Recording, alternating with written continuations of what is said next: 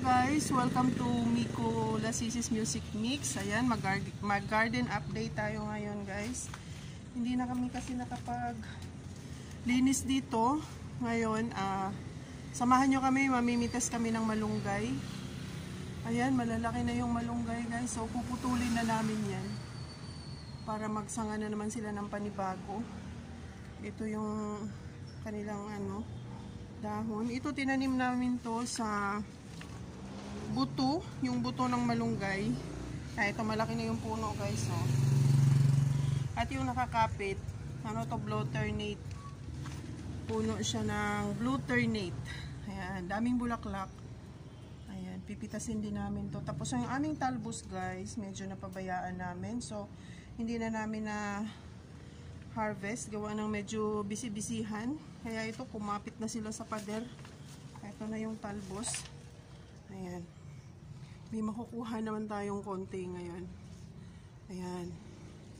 Medyo humaba na sila ng husto. Ito. Kumapit na sa oregano. Halo-halo na. Tapos, ito pa yung ibang blue ternate. Ayan. Ito, may bunga sila guys. Ayan. Para lang beans. Ito. Ayan. Yun yung bunga. Tapos ang daming bulaklak. Ayan. Ito, nakarating na dito yung talbos. Oh. Talbos ng kamote. Ayan. Pakataas.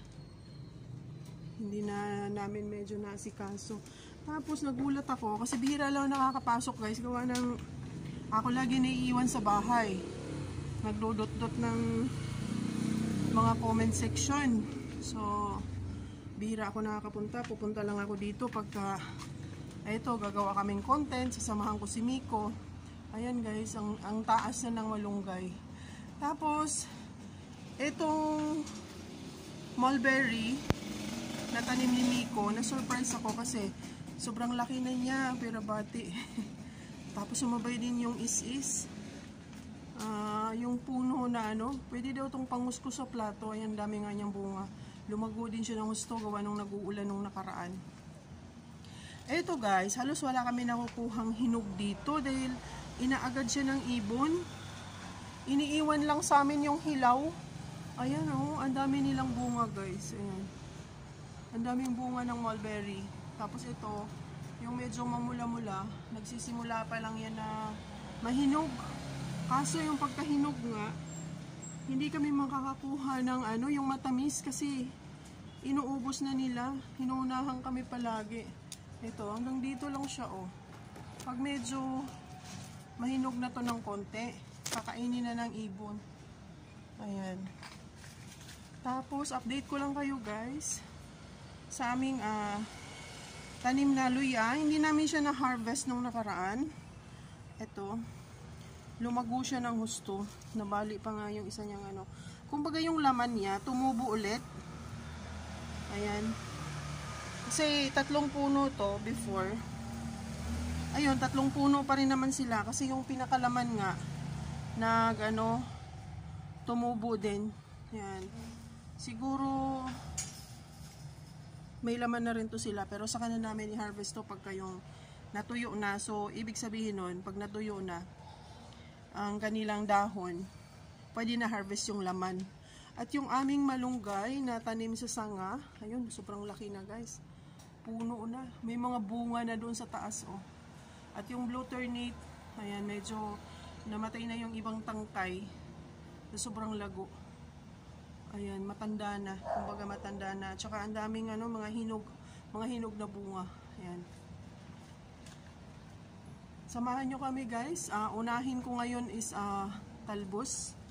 Ayan, mag-harvest tayo ng talbos. Tapos, isunod ko yung malunggay. Ayan. Ayan.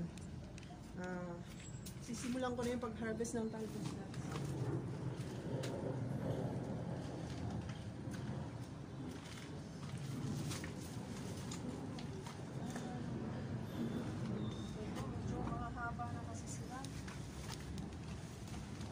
Ito at least hindi na tayo bibili.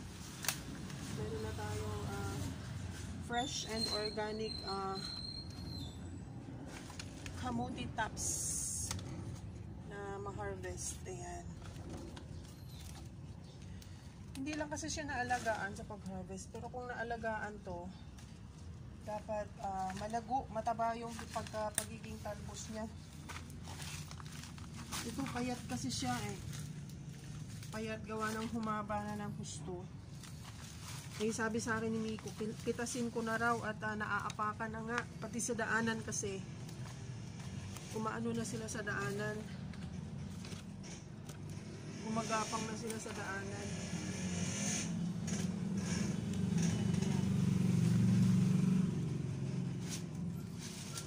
Kasi yung talbos, pag napipitasan siya guys, tumataba yung tubo. Sana nga eh, ito ang dami nga naaapakan.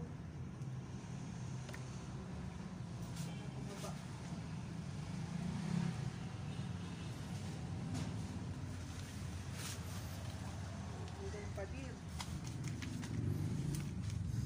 At meron pa tayong nakitang alugbati. Sabay ko na rin. Sama na sila.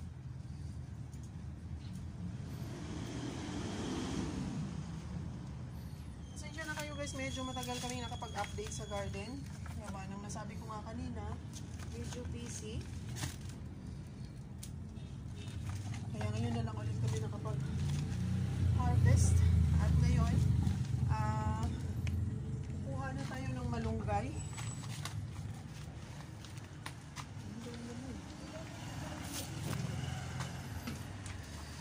Uunahin ko itong tumatanda na yung malunggay.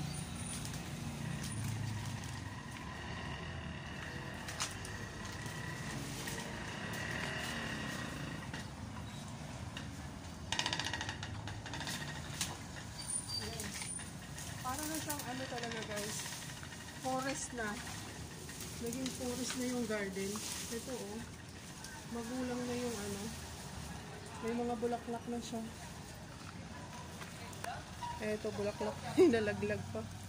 Ayun, kukunti na lang yung makuha natin ito kasi na siya eh. Bumulang na yung dahon.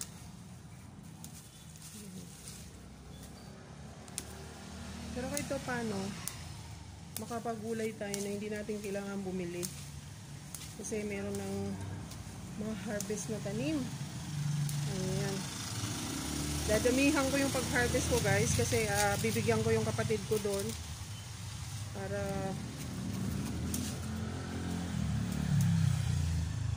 pwede naman siya itira-tira, hihimayin lang tapos ilalagay sa ref. Mapipreserve naman. Yun. Tumama sa ito, putulin na rin natin to.